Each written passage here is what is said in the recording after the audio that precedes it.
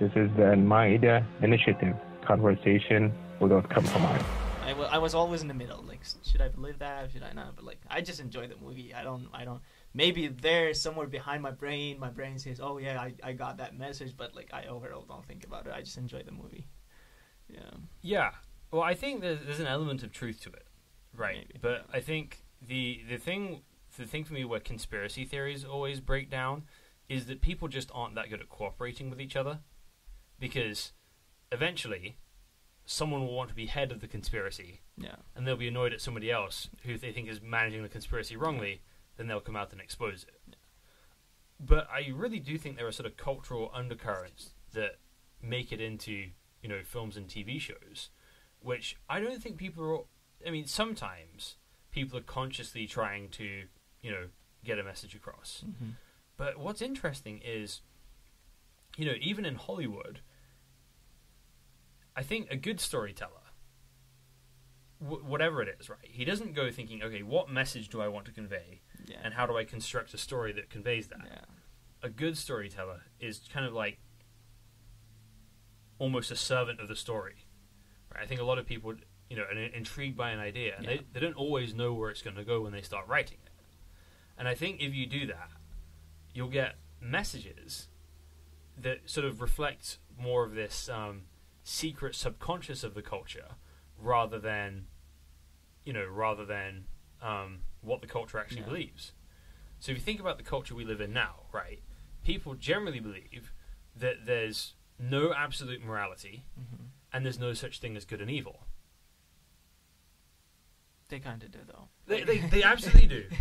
And the movies they, show Mm-hmm. demonstrate that they really, really do. Yeah. So it's not just about what people, say they believe. It's about what people kind of act like they believe. Exactly. So, what sort of in Turkmenistan, what sort of access to movies and TV shows did you have growing up? It was mostly Russian channels, but overall, since we just started having good internet, so we can watch YouTube or whatever. But like, we would usually download on CDs and then record those CDs and then like distribute them among with friends. That's how we used to watch movies. But like, we would never watch like online internet streaming or Netflix. We never had that. Is that available now? It's like barely available, and actually to the like rich class, not even to the middle. There is a middle class, but like poor class. Yeah. I remember that. I remember when internet was first a thing, and there was like first videos on the internet. Yeah. Back then, everything got released in America way before it got released in England. Mm-hmm. So, Dragon Ball Z was something I always watched when I was younger, and I still watch Dragon Ball Z, to be honest with you. But it would always be like 6 months ahead in America, Mm-hmm. and people in America would make these kind of crazy music videos. They'd be like 3 minutes long and show scenes from things that hadn't happened yet. And I remember it would be about 14 hours to download like a 3-minute. I know. Yes, exactly. Same thing. Like with that, 300 kilobit a minute. That was the speed. I used to download songs, and I love Eminem, so I would like download his songs, and that would take forever. I would just put on download during the night, and then I will go sleep. In the morning, it will be downloaded. That's how we used to do it. Now, was it just really slow internet, or was it dial-up? Like, so in dial-up, if somebody used the phone, the internet would stop. Yeah. So like, if someone else at the house used the internet, it's gonna slow down your internet, which is Yeah. So you wake up the next day being like, okay, did everything go right? And a lot of the times it would not have gone right. Yeah. But then sometimes like, yes. Yeah. Downloaded. So like, even like with talking with other people. So my brother's studying in Belarus. So if you want to talk to them, that would be super expensive to us. Like you can go to Skype, and then every minute would be like, I don't know, 80 cents if you like the currency change. Like it'll be every minute will be 80 cents, which is super expensive for Turkmenistan. Yeah, that is painful. I mean, that's expensive anywhere. So they would be like, they'd call to my mom's phone and say like, "Mom, sorry, this is my last minute, so I have to go. I ran out of money," and blah, dun, dun, dun, dun, that's it. And then we don't reach to them as long as like we just wait for them to reach us. Yes. There's no way we can reach that. Yeah. That's how we grew up. That's how I grew up. But yeah. Yeah. I think it feels like simpler times, but in reality, it probably wasn't. Yeah, it wasn't. It wasn't. I would like spend so much money. I would spend my mom's money on the internet, and then she's like, she still doesn't understand how it works. So like when I want to video call her, like, where do I press? And I'm like, Mom, yeah. But because she's kind of old generation, I don't want to say that, but yeah. Yeah, that's, and she was like, where do you spend all of this money? I'm like, Mom, on the internet so we can talk to my brothers. And yeah, I don't miss the days of slow internet at all. Yeah. It just seems that my kids will never have to experience that, and it seems, it was a great test of character. You could really get to know somebody by seeing how they reacted to a slow internet download speed. And overall, like, I love my childhood. I love my memories about my childhood because like there wasn't much internet. I would be outside the entire night and then come home. No computers. I remember when we got our first desktop, I was like, wow. And like, yeah, I would play some video games. But overall, I was outside, hanging out with my friends, playing soccer and all stuff. That was the best childhood. Yeah. What video games were you playing when you were a kid? Counter-Strike, CS. Yeah, I know. I never played it. Yeah. I played a lot of Age of Empires and Command and Conquer when I was a kid. I used to play Warcraft. Yeah. But I still play Dota. I play Dota too. Yeah. So yeah. Nice. I'm currently playing through Assassin's Creed Odyssey. Oh, nice. It's really good, but it's like weirdly long. I don't know. I played it when I was a teenager. Yeah. Yeah, I really like those games. There's one that's in Istanbul. Wow. Which is really great because I love traveling, and if I could travel in a time machine, I would. Because I just love ancient civilizations. Yeah. So if you had a time machine, right, and you could vacation in any time and place, where'd you go? To probably Saudi Arabia, like, cause I had this question before, to Prophet Muhammad probably. Yeah. That would be the best moment that I really want to visit. Yeah. What would you expect it to be like? I would expect no one to understand my language because I can't speak Arabic or whatever. And probably the Google Translate app probably won't work. Yeah, so that would be tough. But yeah, I would expect that. But overall, I would expect them to accept me to their community, because I try to be like them. But I know that they had like much more demands than current Muslims have in this world right now, like in 21st century. They were like more higher level. How can I say that? Like they were practicing Islam in a higher level than anyone right now in the world, I think. So for you, where is all your sort of information about that era come from? Okay, so that have you heard about Turkish schools all over the world? Yeah, Gulen. Yeah. So I was in one of those schools, and like after the 5th grade, you go. It's like a middle school, right? Middle school and high school combined. So after the 5th school, I went to one of the schools in Turkmenistan, and then they would close. But overall, like most of my information and like my curiosity raised from there. So I would start reading books about religion and all that stuff. And yeah. So specifically, when you're dealing with, the time of the Sahaba, right? Mm-hmm. The earliest companions, is there like a historical source they mostly sort of teach out of? Is it like Bukhari? Is it Sahih Muslim? Or is it just kind of from everywhere they can find it? So that there again, if you believe in one theory or whatever, there is a person coming every 100 years interpreting the Islam for that age, for that century. Yeah. And for, let's say, 20th century, it was Bediüzzaman Said Nursi, if you heard about him. And then in what, 12th century or 13th century, it was Jalaluddin Rumi, Mevlana Jalaluddin Rumi, if you heard about him. So these guys... I've heard of Rumi, but I'm guessing, like, not the poet. Or he used to write a lot of poems. He used to deliver his messages and his love to God through poems.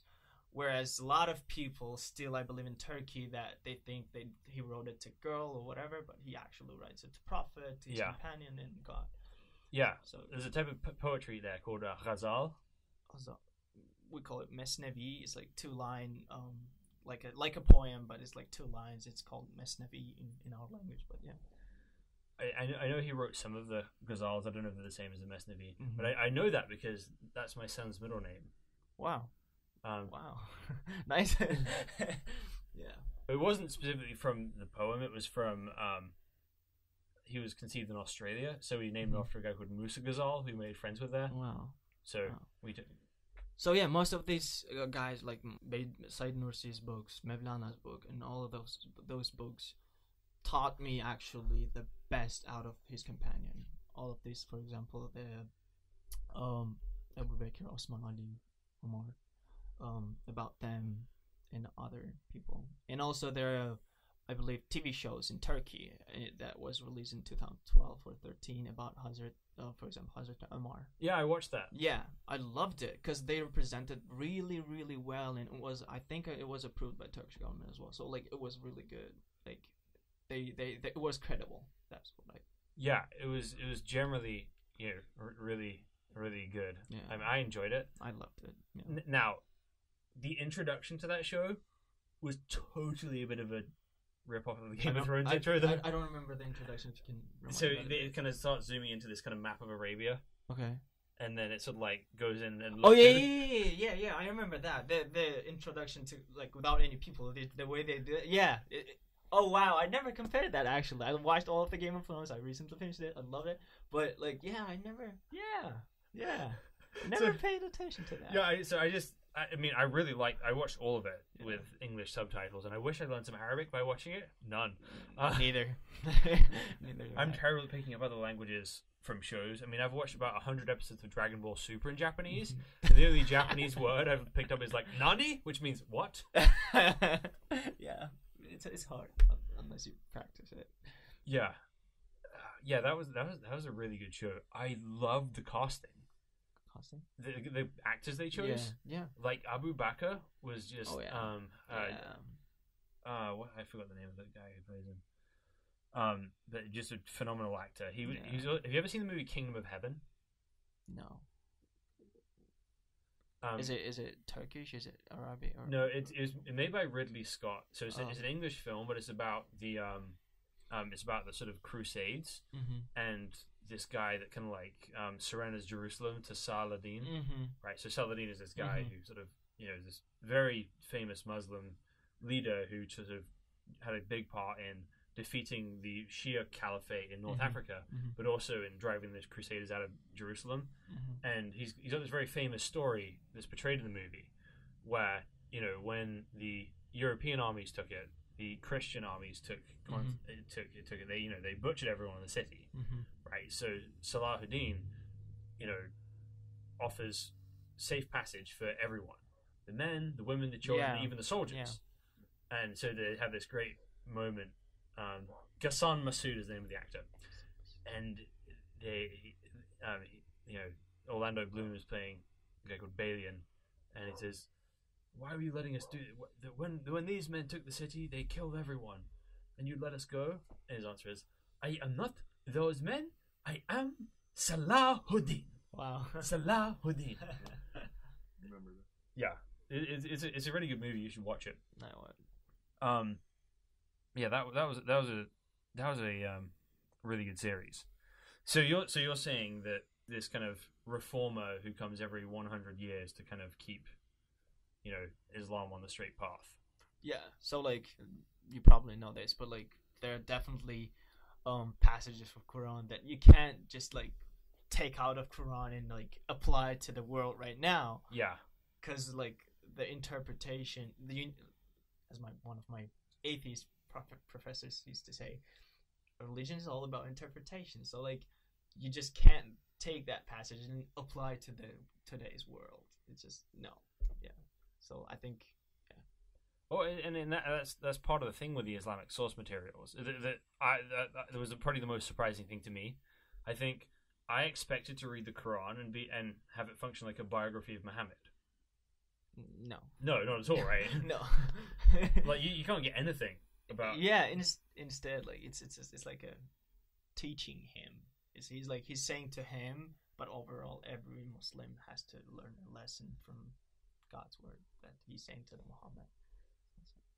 So, and then you've got the Hadith, right, which teaches you way more about Muhammad's life. Yeah. But it's so vast. Yeah. I mean, to go through, the 6 major Hadith collections in Sunni Islam, those are just the major ones. That's not the extent of all the Hadith considered reliable. That's just the, So 6 major ones. that's why I think I'm pretty sure about this. So they're like most credible Hadiths, and then like it goes step by step. Right. Credible, like kind of credible, not credible, and then Yeah. it goes that way. So, and I'm pretty sure Imam Bukhari. Imam Bukhari, yeah. Right, I'm pretty sure he's from like Uzbekistan. I'm not sure. I think he was based in Tashkent. Maybe. I might be wrong. Maybe. I don't remember. Pretty sure someone from Uzbekistan told me that one time. You know who you are. We should get coffee soon. So basically, so how are you then determining? Okay, this guy here, right? Mm-hmm. How do you determine that he's the reliable scholar? Yeah. Because obviously that's not the only interpretation of Islam, right? Yeah, of course. So what is it that makes you feel like, okay, this is the place I want to put my trust? Is it like just the arguments are persuasive? Do you see the kind of like life lived out persuasively? How is that for you? So since my 6th grade, all my teachers, they weren't even only teachers. They were like friends. I didn't have a dad, so they were my dad or my father or my brother. So they were like supporting me and my family, first of all. Second, when I look at these guys, like representing this movement in Islam, I see that there is no horror. There is like no anger. There is like no one who is like with beard and wearing all that long dress. They're modern, well-educated people who know their religion, who know what they're doing in life, and they're know some really good answers to some really hard questions. So that what made me like believe in this. And the third one is that if like other interpretations or other scientists, scholars do it through debates, do it through, I don't know, like politics, blood or whatever, this person does it through education.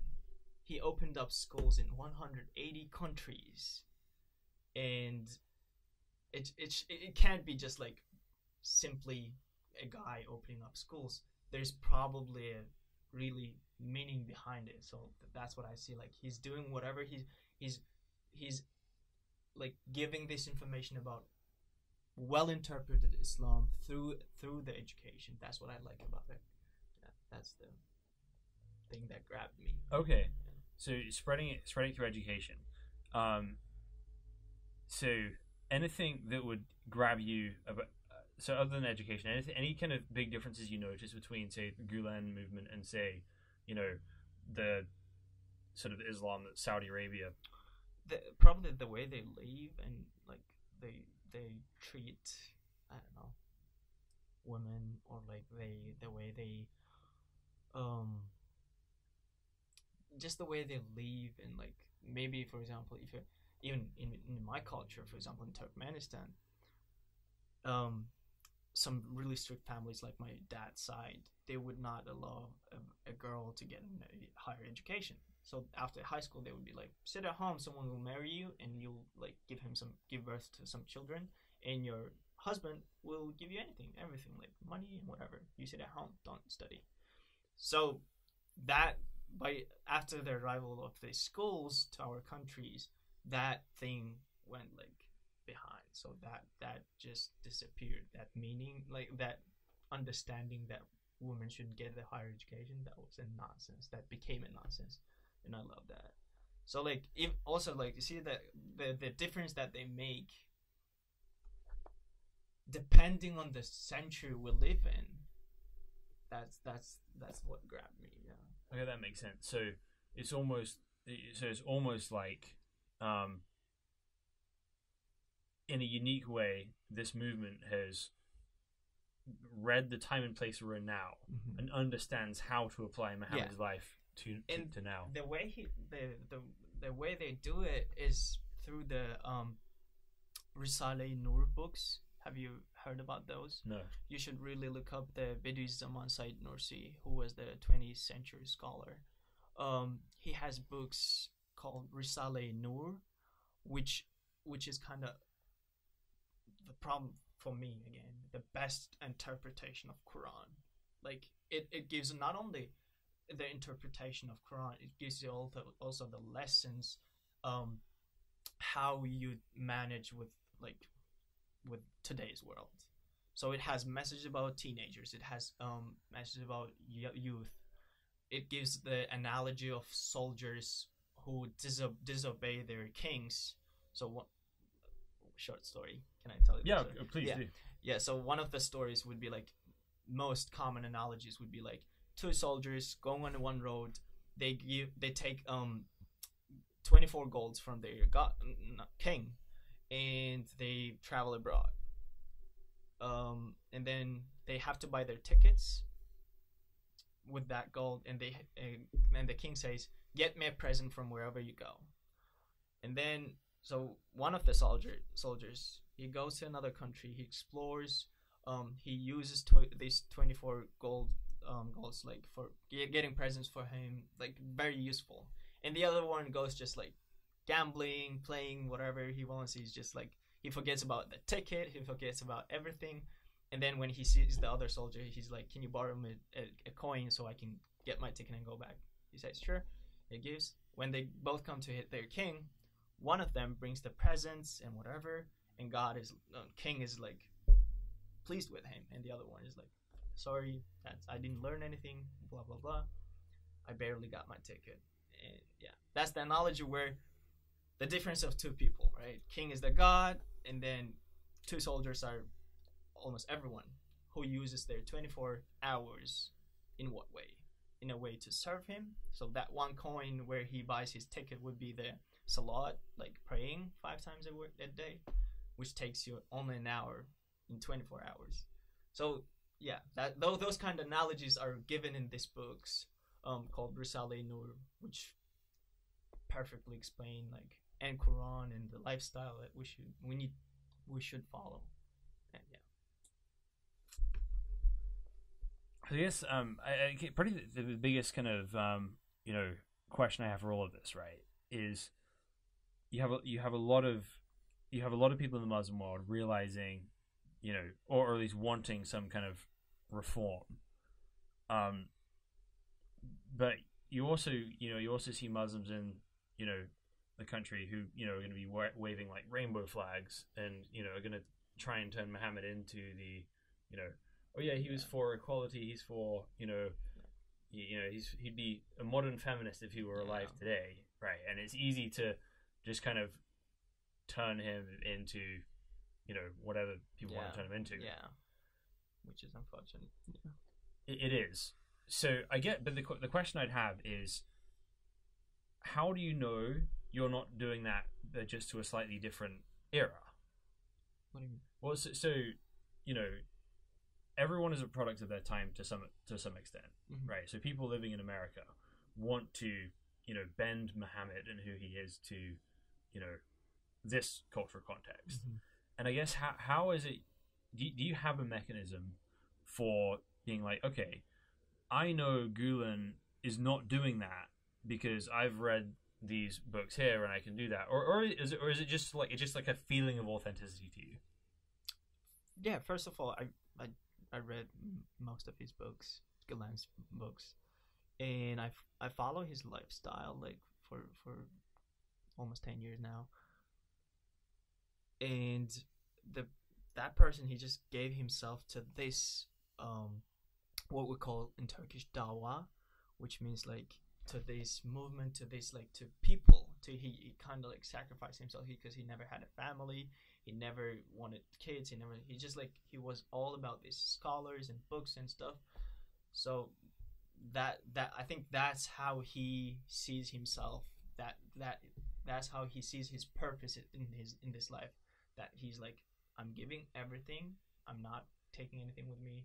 That's kind of his goal. So, hit a question.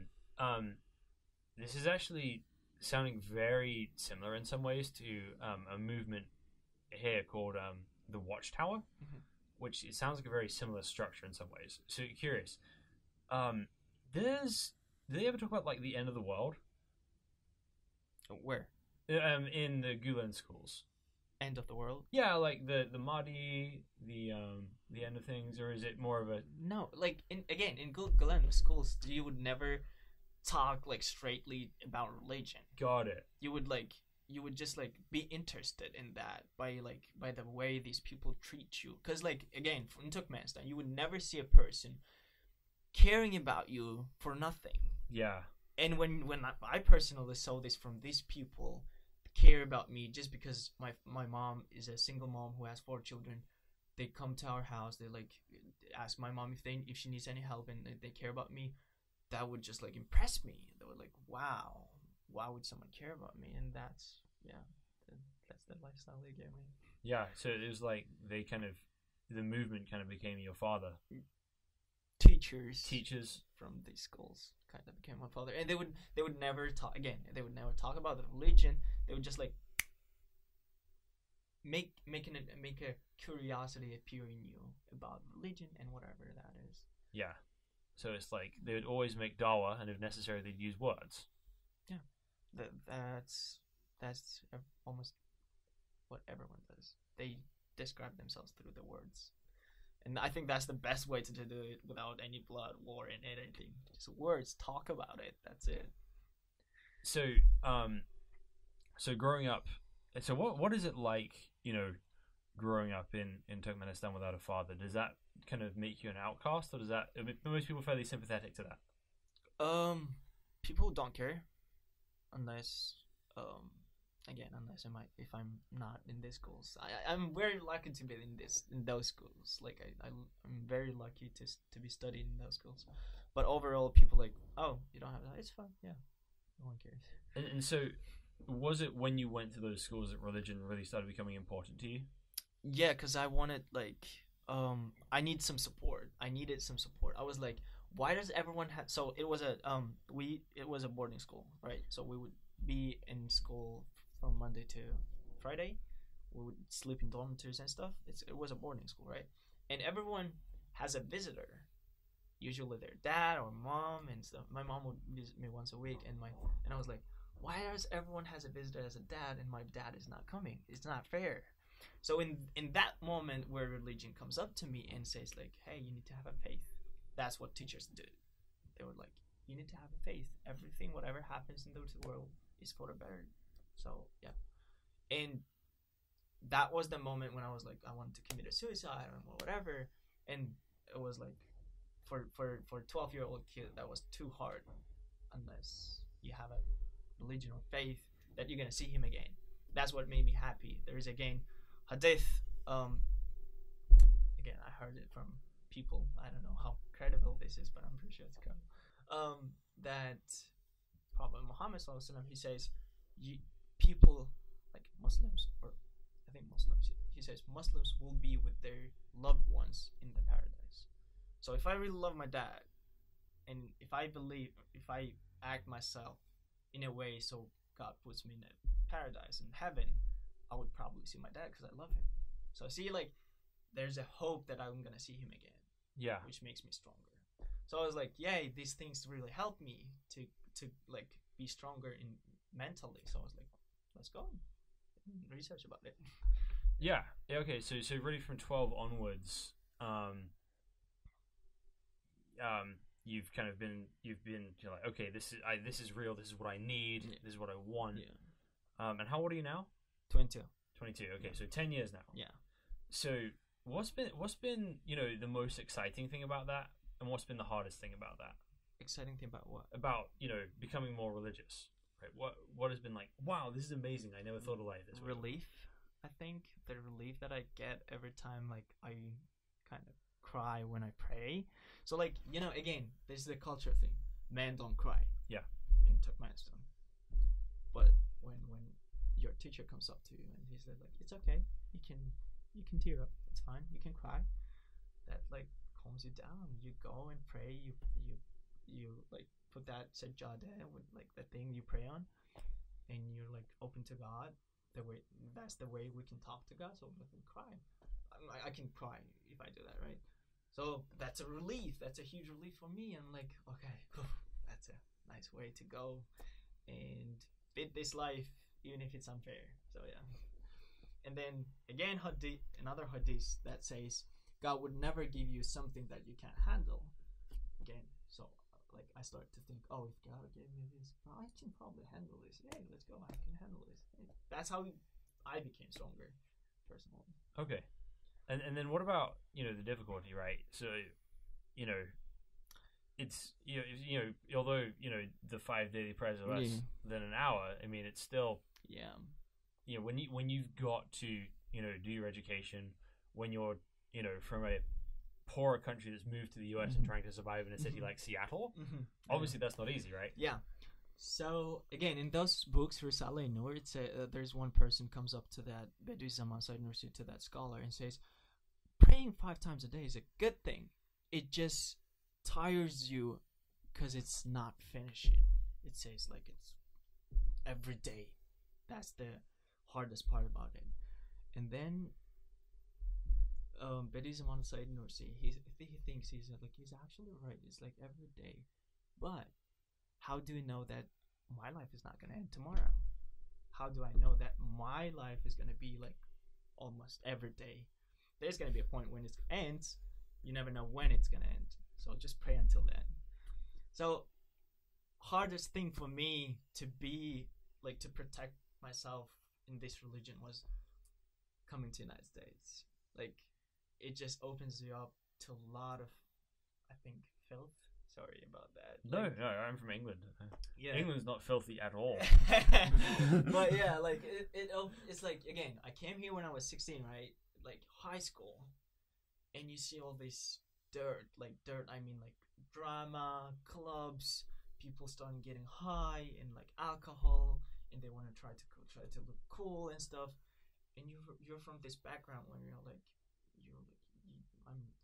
love my religion. My religion tells me not to do this, so I can't do this. And that was the hardest part, to hold yourself back. And it's still hard for me. I'm 22. I still consider myself young. I can go in like clubs and stuff, but like again, my religion holds me back from that. Yeah, so it's like this battle waging within you. Of course, kind of like, okay, this is who I think I'm supposed to be, and that yet there's this draw of this other thing. I think that's almost for every religious person who's like follows certain rules of that religion. There's also different Satan who says like, hey, that's gonna be fine if you try it only once. Yeah. So actually, this is like the perfect transition point to kind of bring up the topic I wanted to talk about, which is human nature. Because I think this is one of the keys to understanding why there's, you know, because in some ways, Christianity and Islam seem so similar. Yeah, it does.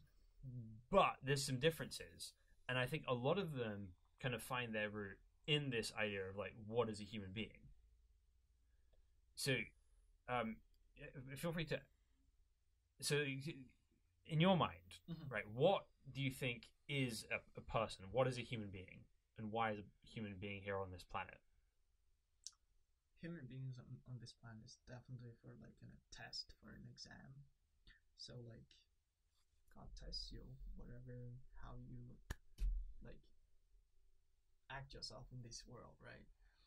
And then human being is mainly, I think, about decision making.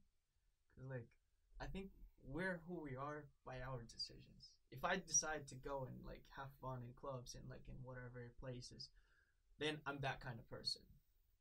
And that there's again in religion, there are 2 terms for that. First is nefs, which usually grabs you into bad stuff, and the second is vijdan, which is like consciousness, which says like, don't do it, it's bad. Like for example, if you break someone's heart, you're like feeling bad for that. Like, oh God, I shouldn't have done that. That's a good thing in person. And there's a nefs which says like, oh, it's okay. Your heart has been broken before.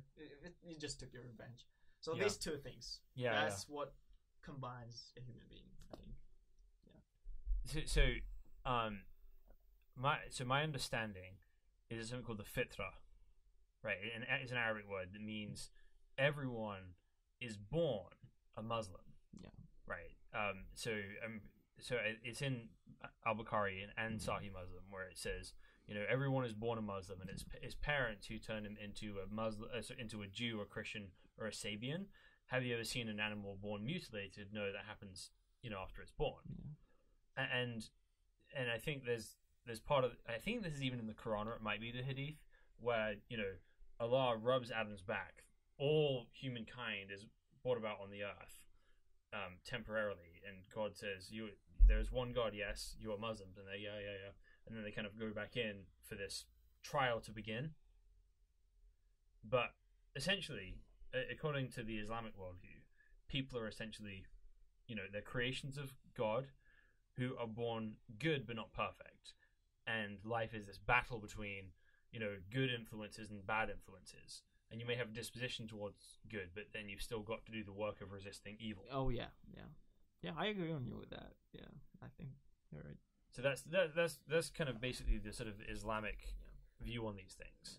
Yeah. And so in the Bible, there's a slightly different starting point. Mm-hmm. So in Genesis chapter 1, it says God created man in His own image. Mm-hmm. Now that doesn't mean that God's like literally a person. Mm-hmm. But what it's saying is that man is made like God in a way that is like creative, eternal. Mm-hmm. Has this capacity to choose between right and wrong, in a way that animals don't. Mm-hmm. So there's a unique way that mankind represents God that sheep, insects, sharks, even angels don't represent God. Right? We have this special place, and that is actually mentioned by Muhammad. But not in this way that kind of connects to all of life. Mm-hmm. So Muhammad said I think it's in Bukhari, it says, do not strike a man's face, because the face of man is in Allah's image. Mm-hmm. But in Genesis 9, it kind of makes this, this argument that because... So this Genesis 9 is right after Noah has got off the ark. So mm-hmm. all humanity is in one spot. Mm-hmm. And God gives the rule, whoever sheds the blood of man, mm-hmm. by man shall his blood be shed. Mm-hmm. Because God created man in His image. Mm-hmm. So what it's saying is the thing that gives us dignity and equality and this special place in the world is this image of God living within us. Mm-hmm. And the idea is Adam and Eve were created sinless, right? They wouldn't have made the mistakes that we make. Mm-hmm. Because they didn't have that nature in them. Mm-hmm. But then, so they're in the Garden of Eden, which is actually on earth in the Bible, mm-hmm.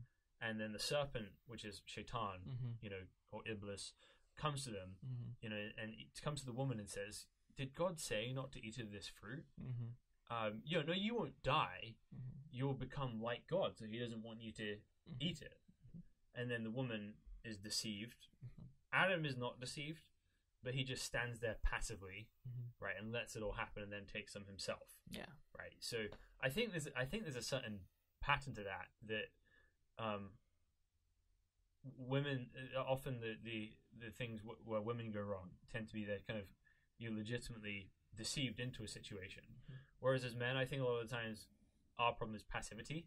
We know something isn't good, and we're just not doing what we should be doing. So, and through that, right, sin enters into the world. Mm-hmm. And because Adam and Eve rebelled against God by disobeying His commandments, mm-hmm. all of their children are born in these two natures. This image of God, which is where all of our good comes from, mm-hmm. and then this sin nature as well. So the big difference here is that in Islam, it's this, sin and evil is this external thing which you kind of absorb by having too much exposure to it. Mm-hmm. Whereas in the Bible. I'll look this up so I don't mess it up. But so Jesus is having an argument with some religious leaders in his day, right? That they have this ritual washing everyone has to do before they eat, which isn't from the Bible, it's just a tradition. And Jesus' followers don't do that. And they're having this argument with him of like, well, why don't your followers keep these rules that everyone else keeps? And so what Jesus says is, he says, and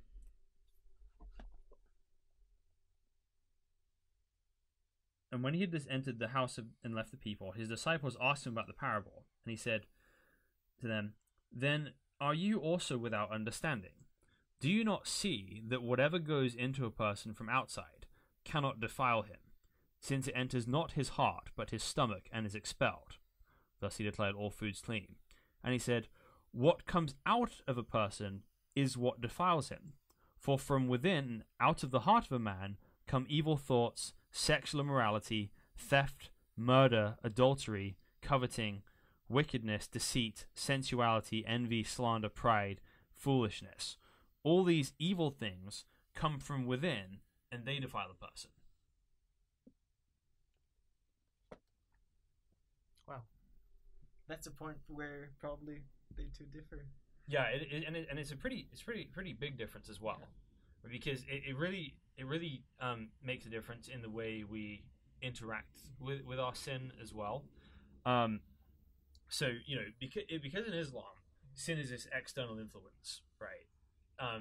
Then that totally makes sense with the whole concept of the scales of judgment, right? The whole goal in the sort of Quran is that on the day of judgment, that your righteous deeds would outweigh your evil deeds, and not to say there's no mercy there as well, but often the solution in the Hadith, if someone has too much sin, is that God multiplies the good deeds and causes the scale to outweigh the evil, right? But it's again this concept of external things. So you look at what Jesus says, and it's worth considering, because if that were true, right, if evil actually came from your heart, then that would lead to, but you grow up in a culture where you're told everyone's essentially good, right? Now imagine looking at a culture where you believe everyone's good, but knowing deep inside your own heart that you have this evil coming from within you that you just can't get rid of. Would that not cause you to think that you are broken and sinful in a way that no one else is? Because and what you'll be told is, okay, go pray more, right? Go read the Quran more, or go do these good things more, and you feel better for a bit, but you can't get rid of the evil within you. And so that's kind of what the Bible's arguing, right? So it's the way the Bible deals with sin is, in Islam, right, the unforgivable sin is killing a person, shirk, right? So basically in the Bible, all sin is seen as shirk. Wow, I didn't know that. Well, so think about it this way, right? Whenever we sin, we're associating something with God, right? Because so Adam and Eve, what they're doing is they're saying, okay, my enlightenment is more important than trusting God. So that makes themselves God, right? So if we kind of say if you kind of like sleep with a woman you're not married to, or watch porn, you're ultimately making sex God, right? If you're stealing money from somewhere you work from, you're making money God, right? Because you're failing to trust God. Oh, okay. That now I see that analogy. Okay. Yeah. I was like, okay, yeah, that makes sense. So basically, there's no kind of like while some sins obviously have more consequences than others, everything is ultimately idolatry, which which comes out of this heart in us, which is always producing evil as well as good. There's just this slight difference, like very, what you said was very right. There's just slight difference. We also believe that person, like, he's born with, not with good and evil. He's just born with option of choosing good thing or bad thing. That's what I call like nifs and vijdan. So he's born idealistic, like in Islam, right? He's born perfect, but again, he has that bad decision making in him and good decision making in him, which later up comes up in him. Like even it can come after, I don't know, after, not right now. It usually says 12 for guys and 9 for girls, but like it comes up later in his life that those decision makings build up what kind of person he is. That's what we believe in. Like, we believe in that he was perfect. He was born perfect, but again, he has that option of choosing bad thing or good thing. Yeah, that's a slight difference that we have, I think. Right. So it's a slight difference for like a kid that grows into a huge conception of what the difference is. Mm-hmm. When you're older, right? Because again, with Islam, the way to be made right, the way to kind of like pass the test, mm-hmm. is to do the right deeds, mm-hmm. right? And is to trust Allah, to do the right deeds, mm-hmm. and have your good deeds ultimately, by His mercy, outweigh your evil deeds, mm-hmm. right? To fulfill, His purpose for you. Mm-hmm. And because you're this kind of blank, this kind of neutral thing, right? So in Western thought, the name for that is the tabula rasa, the blank slate. Mm-hmm. So it's not just that there's people in the West who believe the same thing about people, and so because you start with a blank slate, you can just kind of add and remove things, mm-hmm. And that's how Jannah works. That's how hellfire works. That hellfire is just there to kind of, if you're a Muslim, to remove the non-shirk sins from your life for a time, because so in Sahih al-Bukhari it says that there's some people who will kind of go straight to paradise without any reckoning of their sins. Then you have other people who have to kind of cross the Sirat bridge, right? It's like a mile long, as sharp as a sword. Right, and some people, are going to fall in, and some going to fly, some going to walk, some going to run, some going to just like stay there, some going to fall down. Yeah. Right. So it's a different conception of it, right? So,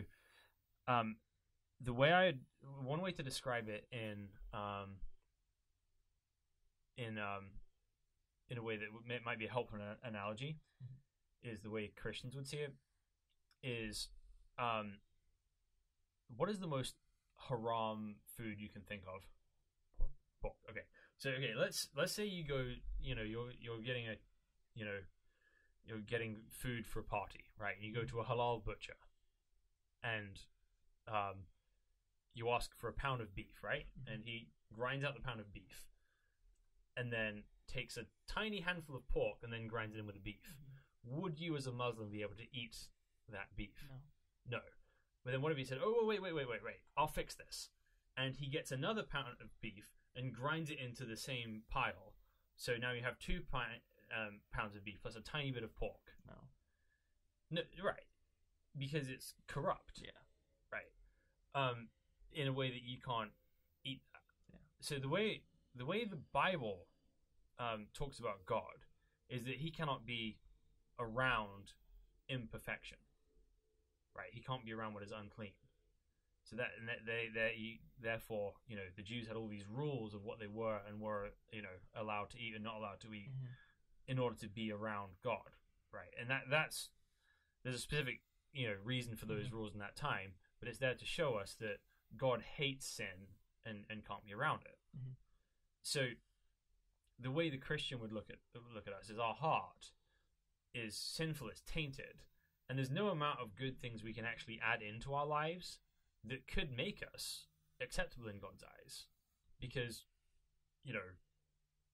we're corrupt. but they say, but then how, then how do they so easily clean up all the sins by only believing in Jesus? Because I had like people coming up to me saying like, you're sinful, you're very sinful. The only thing you need to do is believe in Jesus. I'm like, is that so easy?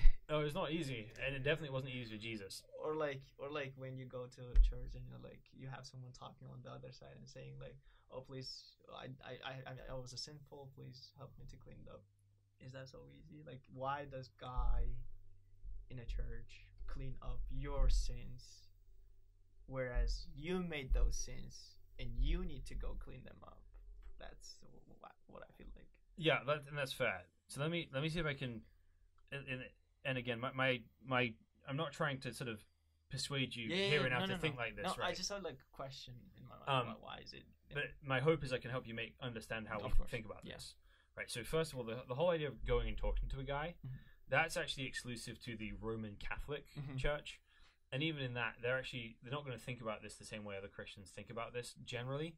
So if they go to a priest, right, the priest is going to give them penance to do, right? That Jesus is the kind of the way that, the work that's been done, right, to make the way open to God, and then you by your own works have to kind of complete that. So they'll say, okay, you need to go say sorry to this person, you need to pray this prayer this many times. It'd be a pretty similar thing to trying to. I mean, much more. It's like a more formal way of what you do in Islam. Directed by a specific person who may not be qualified to do that. It definitely is not qualified to do that. So I'm not Roman Catholic, right? So that idea of confession to a priest is a phenomenon that developed, after the time of Islam, right? So it's a recent phenomenon in Christian history. And it's not a direct result of Islam as far as I'm aware. I'm just giving you a time frame for it. But so the idea of Jesus, right, of what he's done on the cross is, so if you think about what happened in the Garden of Eden, the fundamental breach that has happened in the Garden of Eden was Adam and Eve broke trust with God, right? They were supposed to trust him, and they did not. So the primary thing that was broken there wasn't so much the actions, it was the relationship, right? So the faith, like having faith, is primarily about finding a way to, restore the relationship, and so God had a specific way of doing that. So let me tell you a story. A Saudi friend told me this happened in a city near Russia. I don't know if it's a true story or not, but it's a helpful illustration. There's a ruler of a city who finds out there's money stolen from the treasury, and he says, "Okay, this is a crime. 5 lashes with a whip for whoever is caught stealing money from the treasury." And then they don't find the thief. Goes up the next week, right? 10 lashes of the whip for whoever's stolen, right? It goes up and up and up until, a month later it's 40 lashes with the whip. Anyone who's not a strong man is going to die from that, right? 40 lashes for whoever is caught stealing money from the treasury. The next day, they catch the thief. Oh. It's the king's mother. Wow. Right. So if you were that king, what would you do? I don't know. I really don't know. That's a hard question. So now, like, in a perfect world, if I was like really, what perspective you look at it from? Like, if you're saying that you're a really religious person who believes like in 100% in his religion, then there would be another answer. If you look at it from perspective of a son who's emotional, who loves his mom, it's going to be another perspective. It's going to be a different answer. Right. Yeah. And there's one answer that satisfies both of those. So here's what the king does. The king, seeing his elderly mother standing there, wraps himself around her and tells the guard, 40 lashes now. Yeah. And they whip the king in the back, 40 times, and his mother goes free. Yeah. Right. And his mother, learns the lesson. because she sees what her son suffered Yeah, for him, did. and and it's like, oh, I'm never stealing again. Mhm. So, so he finds a way to resolve it They should. justly, while also showing Yeah. the mercy he wants to show as well. Yeah. So we believe God is like this. So, and there's always been a pattern of this, right? So think about the story of Eid, where Abraham is told, take your son up to the top of a hill Yeah. and sacrifice him. Sacrifice him. Yeah. Right. And he's about to plunge the knife in, and then what happens? Knife goes into the rock. And then what does God? What message does he send to Abraham? The sheep appears around, and he says, "Give the sheep as a sacrifice." But then it again changed by centuries. It can be either sheep, or it can be a cow. Then give a sacrifice. Yeah. Right. So have you ever wondered why he doesn't just say go home, there's a test, but actually has him kill something else instead of his son? Because he was first of all, he was really waiting for his son, like he was like long-awaited child, and then when he's been waiting for for a kid to be born, and finally when he's born, he has to kill him. That's the way. The most loved, most precious thing for him was his son, and then God says like, "Yay, testing you." Right. And then he redirects that to a sheep. He doesn't just say, go down the hill, you pass the test. He says, right, kill this instead. Yeah. And so there's this pattern that comes throughout the story of the prophets where this happens, right? So have you ever heard of Passover? Passover? Yeah. Like, it's a Jewish holiday. No. So you've probably heard the story because it's in Islam as well. But Pharaoh, right, is enslaving all the sort of sons of Israel in Egypt. Yeah. And God sends Moses to, and he sends Moses with, signs and plagues that basically, devastate Egypt. And 9 things come, and Pharaoh keeps saying, no, I'm not letting you go. And then God promises one final plague. He says, I'm going to pass through the land of Egypt, and every firstborn son of every household, human and animal, is going to die. And the Jews are told, if you're to survive this, here's what you do.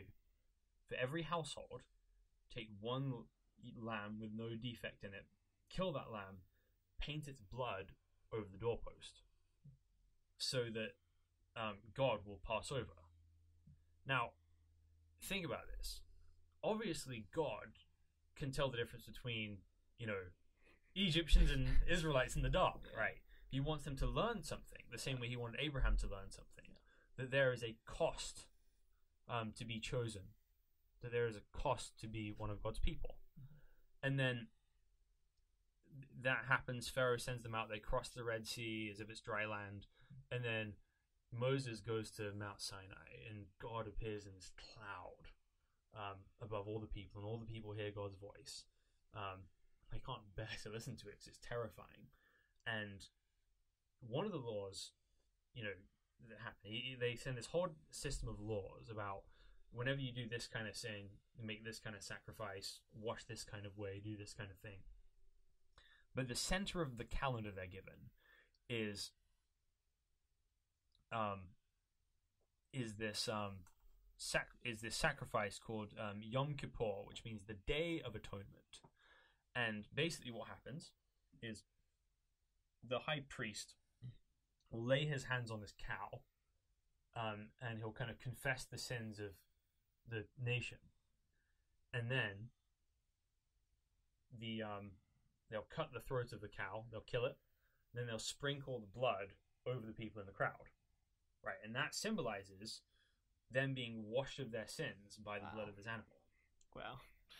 So it's bloody and brutal. Okay. But there's a pattern going on here, right? There's always a sacrifice. So it starts with one sacrifice for one man.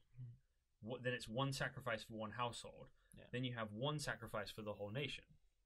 Think about the progression. What would be the next thing that you'd be expecting to see after that? no sacrifice or whatever. What would be one sacrifice for the whole world? Yeah. Right. So this sacrifice so they sprinkle the blood on the crowd is promised. There's going to be a Messiah, right? Which means anointed king, who is called the God's servant, who is going to be this sacrifice that's going to basically sprinkle his blood on the nations and take their sins on himself, right? Because that's the whole point of the sacrifice. So we believe that Jesus is this Messiah, is this one who lives this perfect life and lives the life that each one of us should live. And he's infinite, he's perfect, he's good. And, when people meet somebody like that, they don't like that person, right? Because would make us feel ashamed of ourselves sometimes, right? It's like being in class and, you took a test and you found out that you scored 11 out of 100. Then suddenly you find that everyone else scored about the same as you, right? Everyone scored between 8 and 12, like, okay, I'm fine. Then that one kid scored like 110 somehow. Then the curve is ruined. Everyone gets a terrible grade, right? And that's kind of the reaction the religious leaders have to Jesus in his day. And then they crucify him. And what the Bible says happened there is, for all the people who believe in Jesus, who would trust in Jesus, their sins are put on Jesus as that sacrifice, and then his righteousness is sprinkled over them, so that we have this, righteousness credited to us, our sins forgiven, and this trust with God restored. Right? So God himself found a way to punish evil in one fell swoop and cleanse his people from all their uncleanness, and fix the relationship, right? So it's not that we believe that we can sin however we want, nor is it that we believe that we're perfect, but we believe that the relationship is fixed, right? That we have a living trust with God now that was broken in Eden because of Jesus, and through that living trust, we're made right with him by the forgiveness of our sins. Okay. Then another question arises. Then why it starts from a sheep and it comes to a person? Why it's not another animal? It's like a sheep, cow. Let it be an elephant, like to be a sacrifice. Why to choose a person or a son of a god or a prophet to be a sacrifice, while in past it was only an animal to be sacrificed?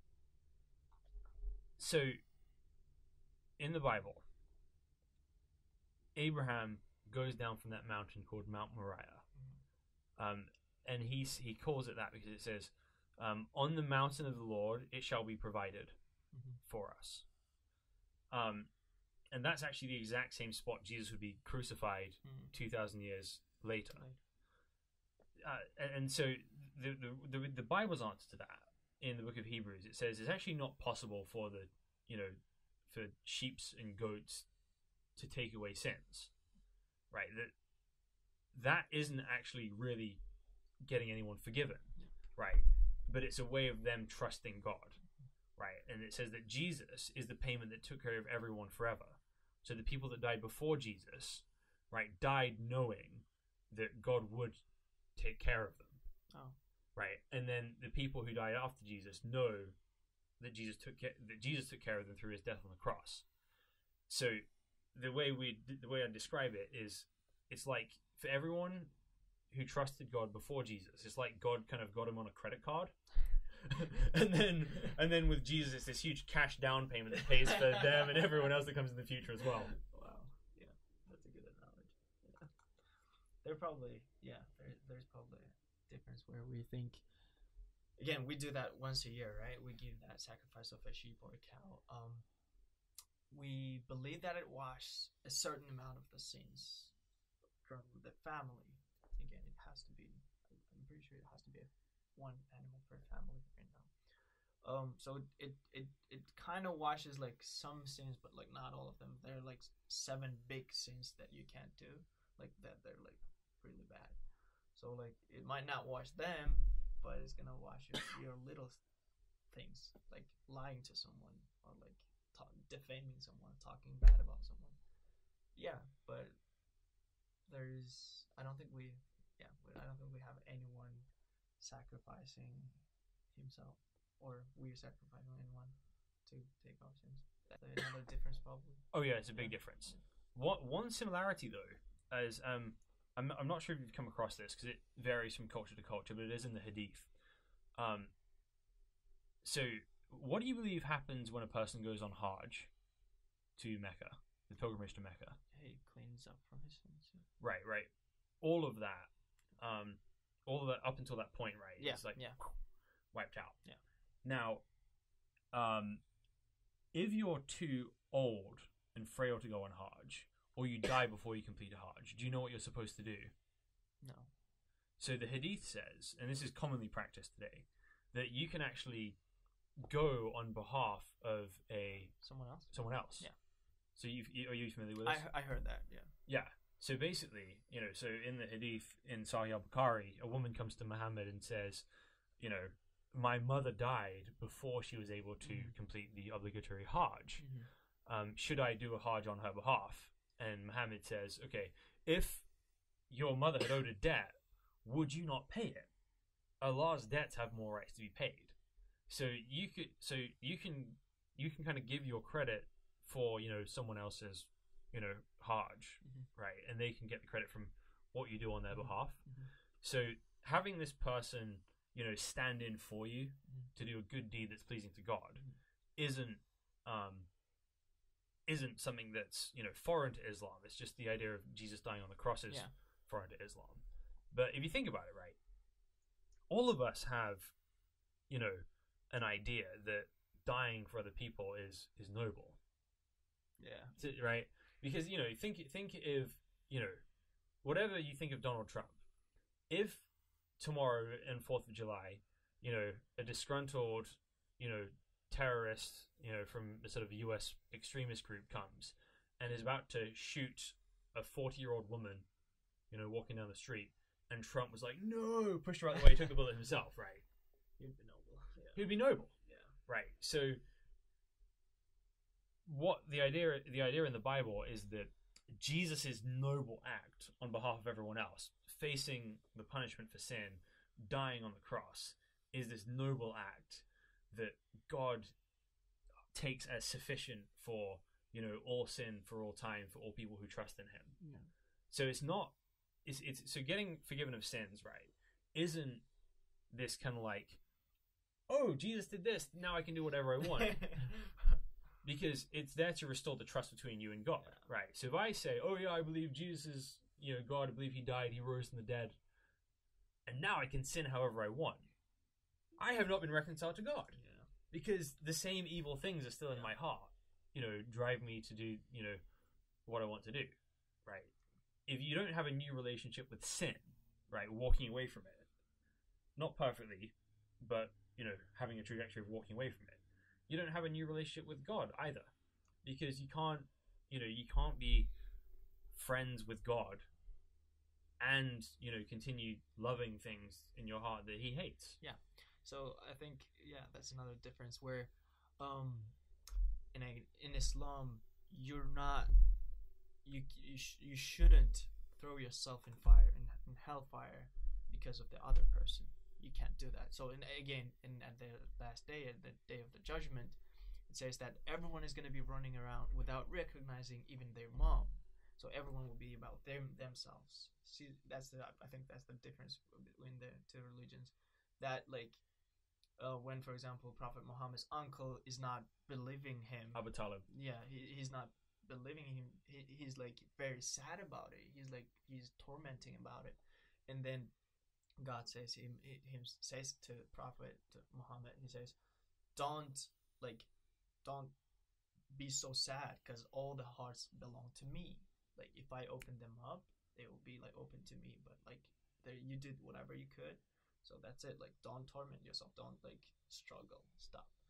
And then same thing can be applied right now, saying that if my mom, let's say for example, if she doesn't like believe in Islam, and I explained everything that I could. I say that like I provided all the books and like Quran and whatever, and if she still doesn't believe to it, I should not in Islam. I should not like say, oh, okay, then I'm not gonna believe in Islam just because my mom doesn't believe in Islam. So I'm gonna like you're throwing yourself in a hellfire. So you can't do that. That's a no. Sorry. It's fine. Yeah.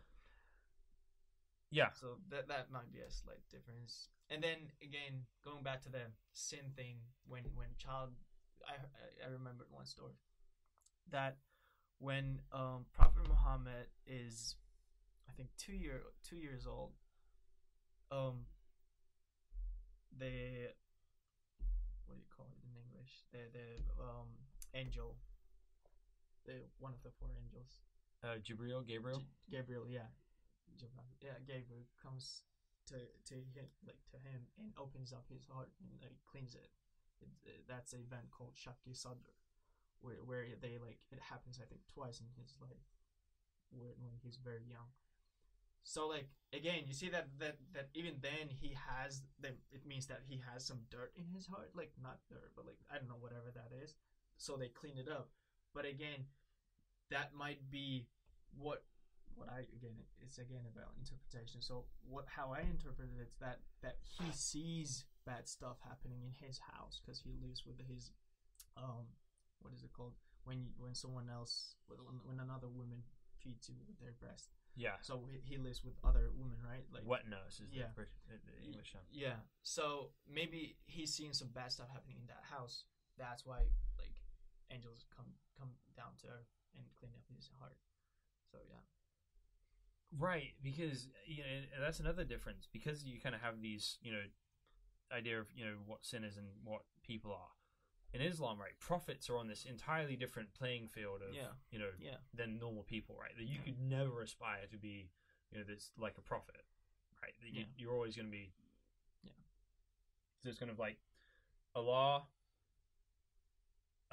the prophets with Muhammad being the greatest of those, the Sahaba, and then kind of everyone else.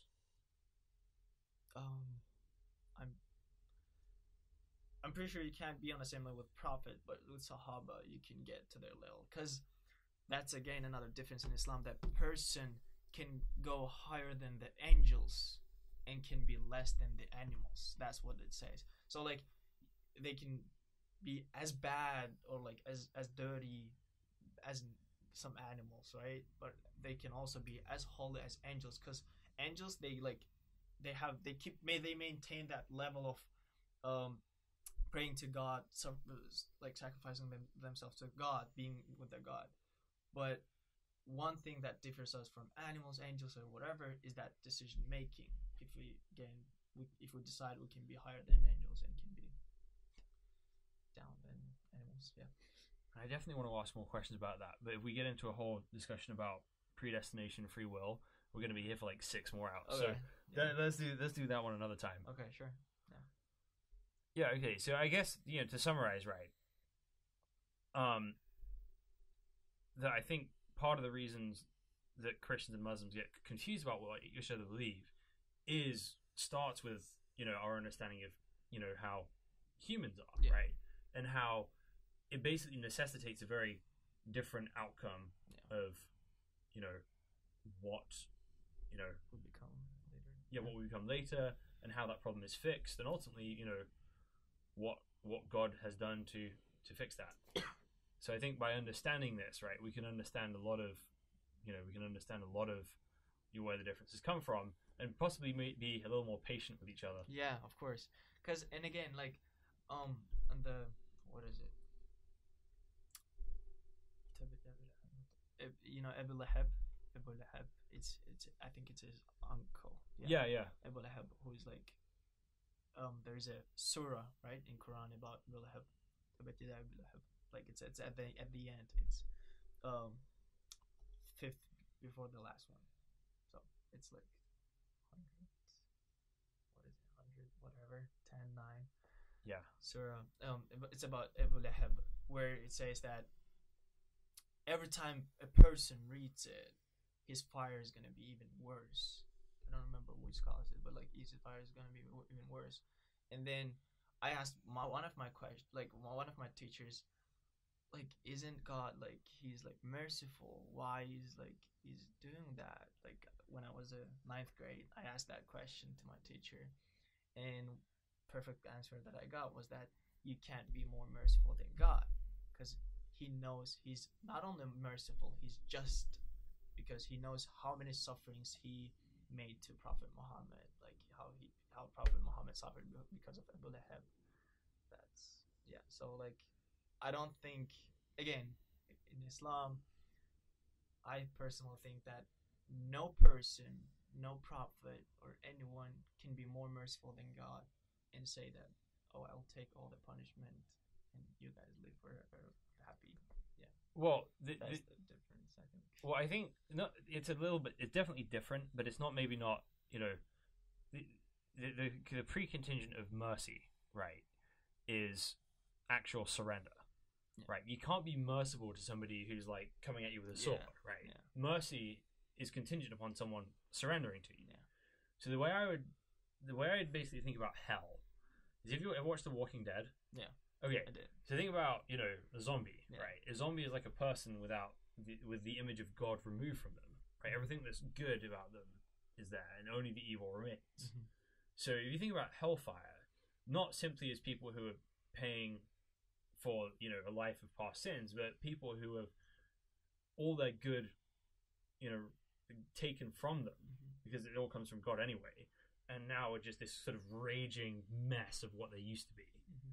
Right, that will never seek mercy, right? It will never ask for mercy. It will never be like, oh, I'm so sorry for what I've done. It just doesn't have the capacity anymore. And so, so the difference isn't that we're not saying God doesn't punish people. He absolutely does, right? But it's that Jesus has done this thing where anyone who repents and trusts him can have their sins, wiped out. So I look at it this way, right? It's not about doing whatever you want, but if you think about being part of a family, right? Families don't say, okay, welcome to the family. I've got 18 years of trials for you, and if you pass these trials, then you'll get our last name and you can be a member of our family, right? You're just kind of born into the family, and your parents help you represent the family. But that's not easy, but it is secure. Yeah. So the idea is God has orchestrated something once in history for everyone who trusts him, that their relationship with him can be secure. So instead of constantly wondering about, okay, am I good enough? Have I done enough to be made right with God? That God is saying, I love you. I care about you. If you trust me, I've found a way through Jesus' glorious death on the cross for all your sins to be forgiven. And from this day forward, I love you. You're my son. I'm going to help you deal with everything you have to deal with. Right? So again, it's not easy. Right? It's just secure, like a family. So after surrendering to the God, if that person does something bad, like kill something or someone, or like steal something, it means that he didn't fully surrender himself, right? Or how does it work? So there may be some surrender that's not happening there. Or like he probably then didn't build the trust that God wanted if he repeats that sin again. Yeah, so the way I'd see it from so basically the way to see it is to look at the trajectory of a person's life, right? And somebody could have a genuine trust in God, have a genuine relationship with God, and have a bad day, like a really, really bad day, and do a lot of things they're, ashamed of. And God will, but nevertheless, that genuine trust was there, right? And it faltered for a bit. But God was still there, and it was still there. But if somebody, like, continually walks away, Yeah. right? They say the words, Yeah. and there's no evidence of it in their life at all. Yeah. Then it was probably never there to begin Okay. with. Okay, that makes sense. So the Bible puts it this way: if we, it says, if we die with Jesus, we will also live with him. If we deny him, he will deny us. But if we are faithless, he remains faithful, because he cannot deny himself. So the picture the Bible paints of God is like, Jesus tells this story of these two sons. It's kind of similar to the story you shared, actually. And the son asks for his inheritance from his father, now, right? The money he'd normally get when he died now. And he goes away to a foreign country and spends all of his money on, prostitutes and gambling and friends and parties, alcohol. And then suddenly there's a crash in the economy. Everything goes terrible. And he's eating, he gets the job as a pig farmer, and he doesn't have any food, and he wished he could eat the food the pigs eat. So suddenly he came to his senses. And he said, even my father's servants have a better life than this. They have food, they're okay. Here's what I'm going to do. I'm going to go back to my father, and I'm going to say, I'm not worthy to be called your son anymore. Please have me as one of your servants. And it says that he starts walking away home, and it says, then his father is standing, waiting for him, and seeing him a long way off. He runs. This old man runs and grabs his son and embraces him, and the son starts his spiel. Father, I'm not worthy to be called. And the father does not listen to what he says. He says, get the best robe and kill the fattened calf. We're going to have a party. Yeah. All right. And then the older brother, who was there the whole time, he says, what's this? I've been here for years, and you've never given me a goat to celebrate with my friends. And this son who's squandered everything on prostitutes and loose living, you're throwing this party for him? And the father says, son, you have me every day. Everything I have is yours. But your brother, he was dead, and now he is alive.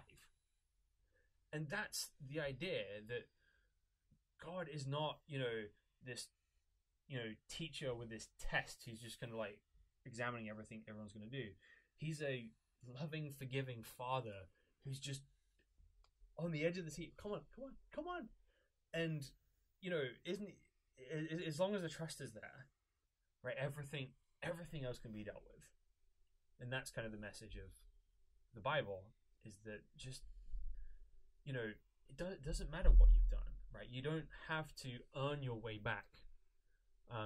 If you repent, if you trust me, I will deal with everything, right?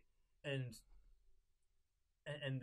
sometimes that can seem a little unjust, because if they captured like the head of ISIS, right, and they were like, okay, well, you've committed all these war crimes, you've kidnapped people, but you did help an old lady cross the street the other day, right? You're forgiven. It's like, well, go free. Everybody would be like, what? Right. So our sin is not a trivial matter.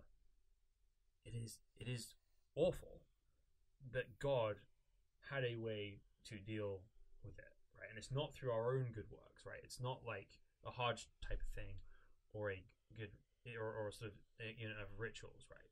But it's through one colossal task of one man giving his life for the whole world, right? And that's that snap that defeats evil by giving the one man his life. But again, isn't that like kind of unfair to that other son who's been there all the time? And then again, isn't it gonna be fair if that guy first, of course his dad still loves him, but because he's a just king, because he's a fair king who treats his son, all of his sons equal, wants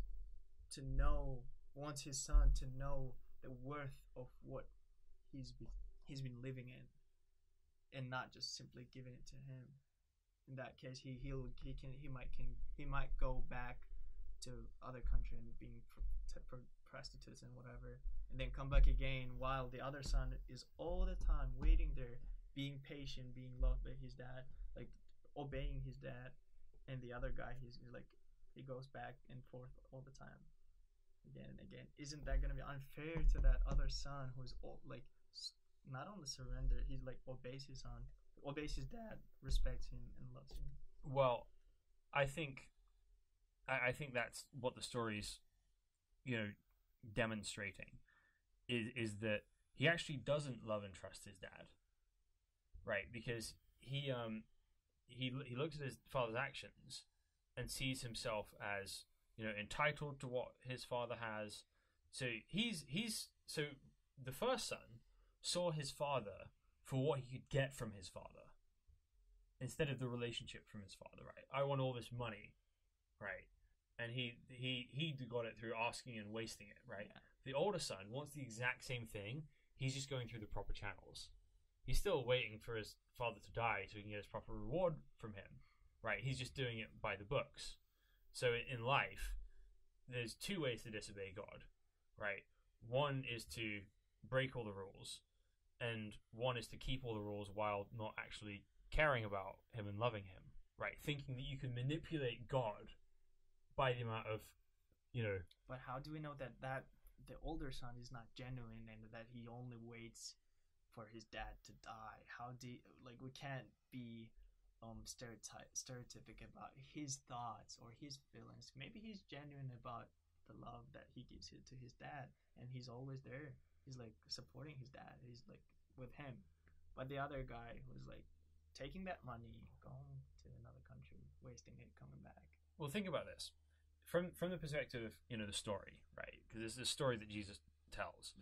The father is waiting for the son to come back every day, right? Yeah. Is wanting him to be okay, and the father, that's the thing the father cares about, right?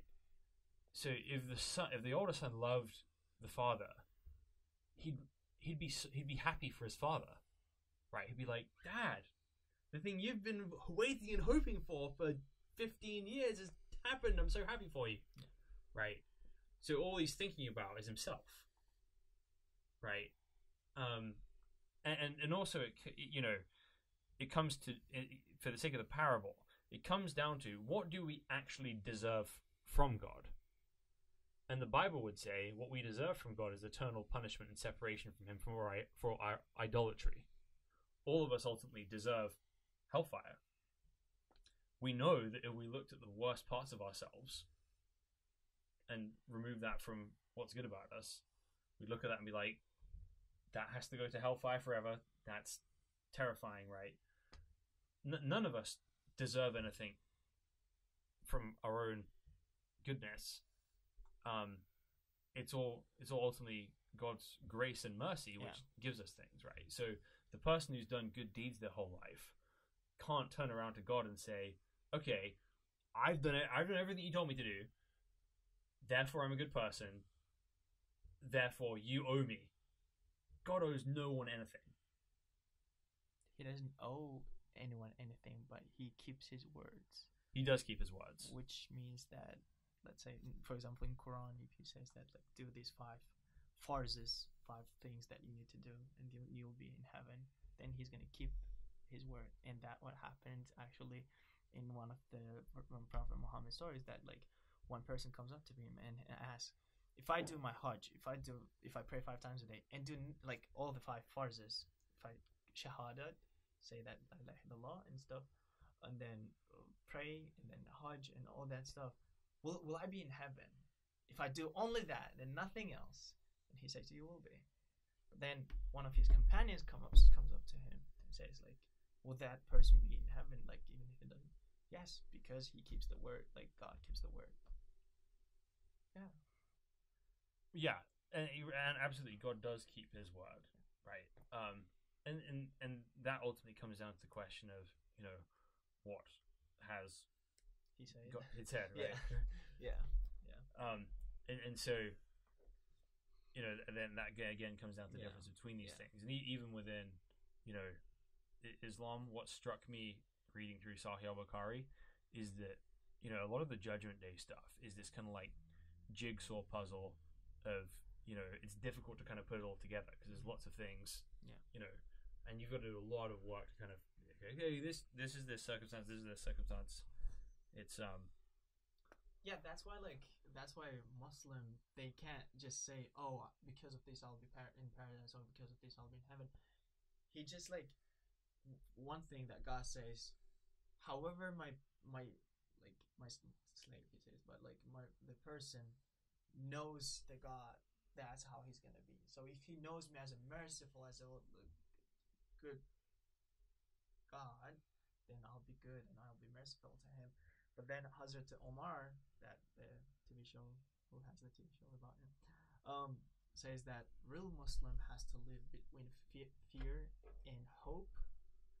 Fear of, like he says, if God tells me that there's going to be only one person entering the hell, he says, I'm afraid that I'm going to be that person. And if he says if there's going to be only one person entering heaven, he says I'll be hoping that I'll be that one person. And that real Muslim has to live between those things, because he can't just say because of those deeds I'll be in heaven, because of all the, like, it's not a calculation. That's that's how I think it is. Right. That well, then that's the idea, right? That you're not necessarily fundamentally broken. You're kind of what you're designed to be, but what you're designed to do is choose the good, do enough good things, that guaranteed, and that will get you into Jannah, and then that leads to a different place from the Bible. Whereas you're not fundamentally good, you fundamentally suck as an individual. You're deserving God's wrath, but He's made a way through Jesus for you to be made right with Him. Mm-hmm. And it's a simple equation. If you trust God as He has revealed Himself through the death and resurrection of Jesus, you will be saved. God will deal with your sins and never give up on you. And if any of you don't trust Him, right? And that trust may look like, a self-serving religious life, or it may be a rebellious, sinful, idolatrous life, right? But ultimately, it's between trust and not trust. The part that you said, that it's like trusting God and knowing that He's merciful, is actually very similar that what I've said. Is like it's very similar how we know that God, that's how He's gonna be. So if we know that He's like merciful and stuff. There is the hadith which says, I am what my creations believe me to be. Yeah, that's what you're quoting. Yeah. So like again, you know how like Allah has like a lot of names. So like if it's Qahar, which says the one who gives punishments, Qahar, right? And then there's one Rahim, who says merciful, right? So there's a hadith saying that know the name of Rahim, cite that name more than you said Qahar. You still need to believe that He's Qahar and He's Rahim, but hope that He's more merciful than giving the punishment. Again, it comes back to you saying that, like, however we know Him, that's how He is. Yeah, I mean, and that's what it comes down to, right? Is that all of us, are accountable to God, and have to figure out what He's actually said about Himself. And why would we not talk about this stuff, right? No. I mean, this is eternity. This is life and death. This is meaning, and it's been super fun having this conversation with you. Thank you. So let's get coffee again soon. Sure. And we'll talk. I really want to talk to you about Spider-Man: Far From Home. Sure. Of course, I'm gonna watch it on Friday. Hopefully. Yeah. We got the tickets. Awesome. We'll have fun. Thank you so much for joining me. Thank you. Thank you guys for watching. We'll be back again for another episode of the Al-Maida Initiative podcast. Thanks for watching, guys. I think Islam hates us. They have done nothing except wreak havoc and terror for our faith and our religion. When we stand up to those who oppress our communities, that Allah accepts from us that as a form of jihad. Foundations of society are fragile. We must be the shepherds of our own civilization. If anyone answers either yes or no without making necessary distinctions, both are not telling the truth. They're lying. Father, we pray that your word will become a hammer that breaks rocks into pieces. That you will raise up in this nation pulpits and prophets that will call the nation back to repentance. Will you distance yourself from those who think differently, or will you join us at the table and talk about what is really important? This is the Al Ma'idah Initiative, conversation without compromise.